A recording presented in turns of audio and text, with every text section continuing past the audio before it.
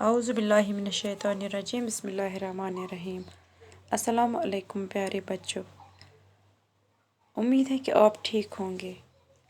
हम पढ़ रहे थे chapter number 3 fibre to fabric. आज हम इसके क्वेश्चन आंसर करेंगे। एक्सरसाइज क्वेश्चन जो पीछे दिए गए हैं वो हम करेंगे आज। क्वेश्चन नंबर 1 है, you must be familiar with the following nursery rhymes.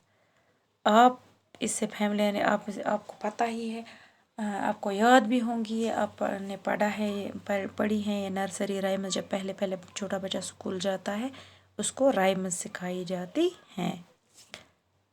पहला है, baa baa black sheep have you any wool. Number 2 है, Mary had a little lamb whose fleece was white as snow. अब question दिए गए हैं, इनका answer लिखना है।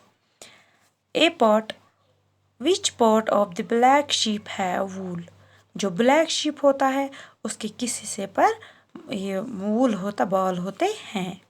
B part, what is meant by the white fleece of the lamb. White fleece जो होता है, फ्लीस भी हेयर को बोलते हैं, जो इससे क्या इसको ये किसको बोलते हैं। इसका आंसर यहाँ पे दिया गया है, आप लिखना है, कॉपी भी साथ साथ मेंटेन करना। Wool is obtained from hairy fibres of the sheep.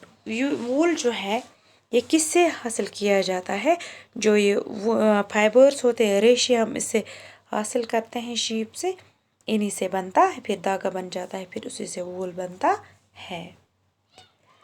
B part, what is meant by the white fleece of the lamb. White fleece of the lamb refers to the white color of their fur। जो उनके ऊपर वो फर दिया होता है, जो उनके ऊपर वो बाल होते हैं, उनको उसको जो है वाइट कलर का होता है, इसी को बोलते हैं fleece. The fleece of the lamb refers to the white color of their fur। Question number 2, the silkworm is A part a caterpillar, B part a larva। Choose the correct option. आपको correct option ढूंढना है। इसका answer आएगा both A and B. ये caterpillar भी है और ये लार्वा भी है। Question number 3, which of the following does not yield wool. नीचे कुछ जानवरों के नाम दिए गए हैं, यहाँ पे आपको बताना है इनमें से वूल कौन नहीं देता है। ये वूली डॉग जो है इसका आंसर है, क्योंकि ये वूल नहीं देती है। वूली डॉग जो है इसका आंसर क्या है, वूली डॉग।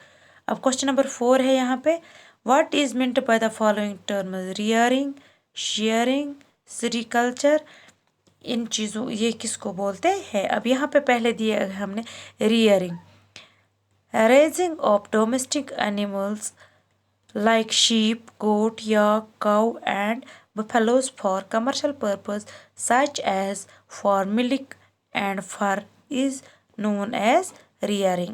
rearing जो है, हम ये जानवर पालते हैं, गाय, याक, काऊ, बफेलो वगैरह, किसके लिए, या तो इनसे हम मिल्क हासिल करते हैं या इनसे यही फर हासिल करते हैं, इसको बोलते हैं rearing. Shearing is a process of removal of animal hair by using machines similarly to those used by barbers। Sharing क्या है, शेयरिंग जैसे इसको ये बाल होते हैं इस लैम्प के ऊपर या के, फिर इनको शेव करके ये काटे जाते हैं इनके बाल, जैसे क्या बार्बर, एक सेम जैसे बार्बर के जो पास जो मशीन्स होती हैं शेव करने के लिए, ऐसे ही इनके पास होती हैं जो इनका ये हेयर लेते हैं। अब rearing, rearing of silk worms to get silk is known as sericulture. Sericulture किसको बोलते हैं, जो रियरिंग करते हैं, जो पालते हैं इनको, किनको, जो ये होते हैं सिल्क वर्म्स, इनको ये जो महकमा है इसको क्या बोलते हैं, sericulture. Question number 5, given below is sequence of the step in processing of wool, which are the missing steps at them. इन जो यहाँ पे मैंने आपको पिछले सबक में पढ़ाया था, जो ये हियर होता है इसको क्या फिर ग्रेडिंग की जाती है, कैसे, शेयरिंग, सॉर्टिंग, फिर इनको क्या है वो मशीनों में डाला जाता है, साफ किया जाता है, धोया जाता है, फिर वेविंग की जाती है। अब जो मिसिंग है, पहले स्कोरिंग क्या है, स्कोरिंग पहले की जाती है, फिर ये सॉर्टिंग भी की जाती है, पिकिंग ऑफ, यहाँ पे भी ये किया जाता है, मेकिंग ऑफ वेरा। ये जो नीचे जो ये है ये मिसिंग है इसमें से, ये इनमें लिखना है यहाँ पे, ये नीचे इसमें से मिसिंग है। तो अब यहाँ पे है question number 6, make sketch of 2 stages in the life history of silk moth which are directly related to the production of silk।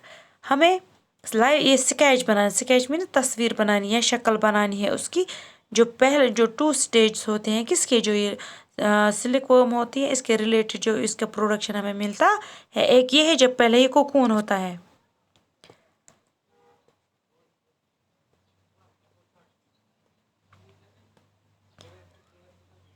यहाँ पे होता है जब एक कोकून होता है। दूसरा कोकून विद डेवलपिंग मॉथ, जब कीड़ा बनना शुरू हुआ होता है। फिर क्वेश्चन नंबर 7 है नीचे, out of the following which are the 2 terms related to the silk production. जो नीचे टर्म्स दी गई है इनमें से कौन सी 2 टर्म्स है जो रिलेटेड इसके साथ इन्वॉल्व होते हैं। Out of the following which are the 2 terms related to the silk production, silk production के साथ इनमें से कौन सी टर्म्स मिलती है, sericulture, floriculture, moriculture, apiculture and silviculture. Hints, silk production involves cultivation of mulberry leaves and rearing silkworms. Number 2, scientific name of mulberry is Morus alba. Morus alba. Solution, sericulture and moriculture. ये क्या क्या देते हैं, sericulture जो है, sericulture और moriculture जो है ये इसके साथ रिलेटेड है, किसके साथ, सिल्क प्रोडक्शन जो है इसके साथ ये रिलेटेड हैं। अब क्वेश्चन नंबर 8 है, match the words of the column 1 with these given in the column B. Column A और कॉलम बी है, यहाँ पे ये कॉलम ए है और ये कॉलम बी है, इसमें दिए गए इनको हमें क्या करना है, मिलाना है एक दूसरे के साथ। स्कोरिंग यहाँ पे दिया गया यील्ड लाइक फाइबर्स, ये गलत है। स्कोरिंग मलबरी ट्रीज या कोकून्स। अब यहाँ पे हम इसका सोल्यूशन लिखेंगे। Scouring cleaning sheared skin. Mulberry leaves food of silkworm, ये यहाँ पे है, यहाँ पे food of silkworm. Yak wool yield animal cocoon yield silk fibers। ये आप कॉपी पे ऐसे ही लिखना। ये क्वेश्चन नंबर 9 अब करेंगे हम। Given below is the crossword puzzle based on the lesson, use hints to fill the blank spaces with other letters that complete the words। बच्चों ये क्रॉसवर्ड पजल है, ये हम कल करेंगे इंशाल्लाह। ये अब उम्मीद है कि आप ये अपनी कॉपी पे भी इसको लिखेंगे और अच्छी तरह से याद भी करेंगे। तब तक के लिए अल्लाह हाफिज़।